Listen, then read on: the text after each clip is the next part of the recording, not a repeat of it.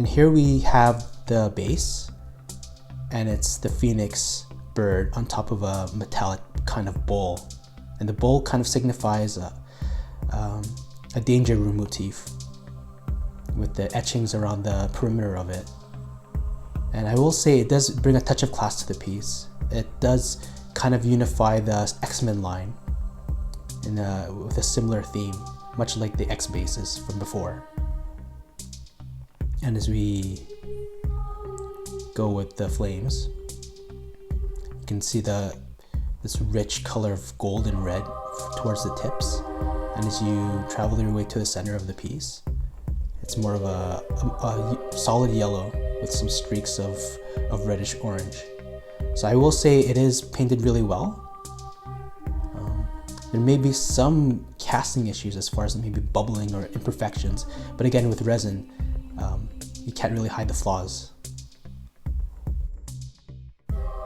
So next up we have the body, and it basically pegs into the phoenix near the tail, and you just have to find the right angle and kind of guide it in gently.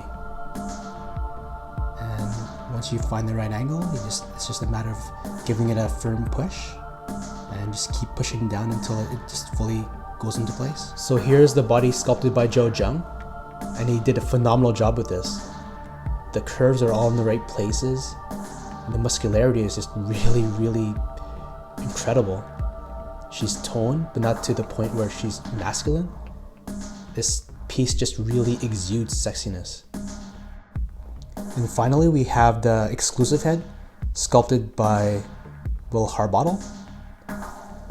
And yeah, I'd have to say he knocked this one out of the park. She looks absolutely gorgeous. So looking at the exclusive head up close, it's just amazing at what can be done with digital sculpting. I mean, just look at the fidelity and the details of the hair. This is probably the most detailed hair I've ever seen on a piece. And just the strands, you can just pick them out. And I love the shading that they did as well. It does look like, yeah, it really brings the hair to life. It just adds another dimension to it. It isn't just one homogeneous color or glob. This is just amazing. And you can see the multiple parts probably glued together, but it really does look seamless. I'm just really, really impressed with the hair. That's one of the first things that first stuck out with me as far as like looking at it. And then there's the sculpt. I think these pieces are plastic or PVC, just because they're fragile and they break if they were polystone. But again, looking at the sculpt, this is just beautiful, utterly beautiful.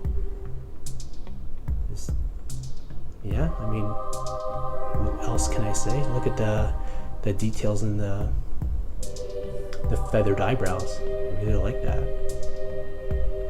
And the nose.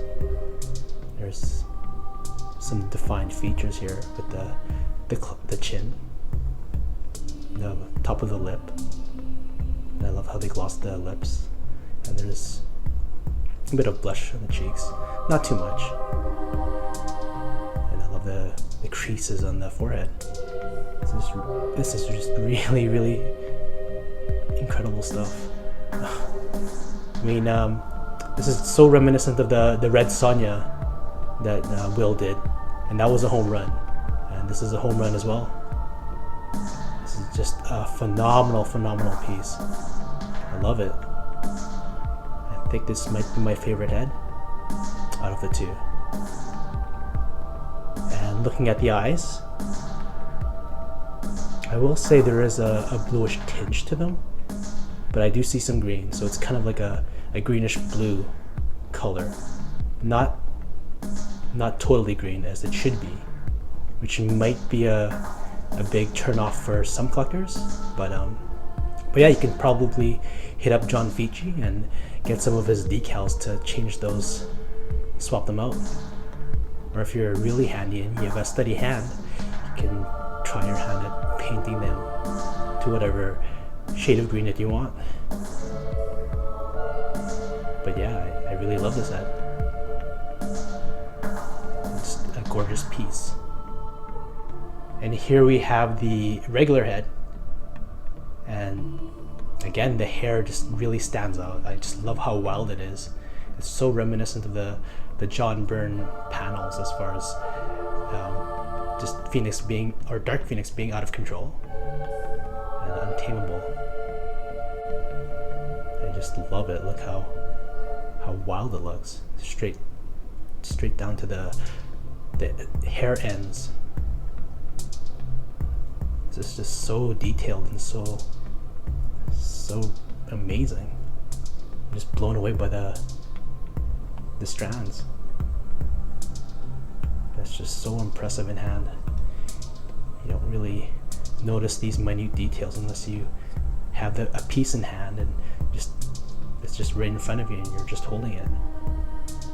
And again, look at those feathery eyebrows. It's really nice. The eyes look pearly white. Again, the gloss, a slight blush,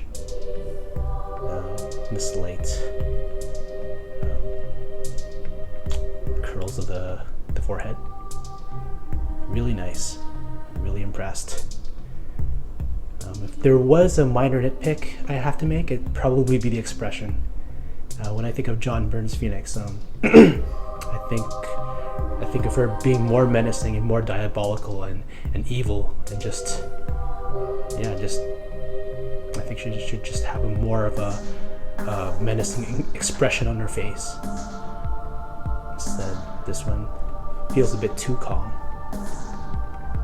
But that's just a minor nitpick on my part.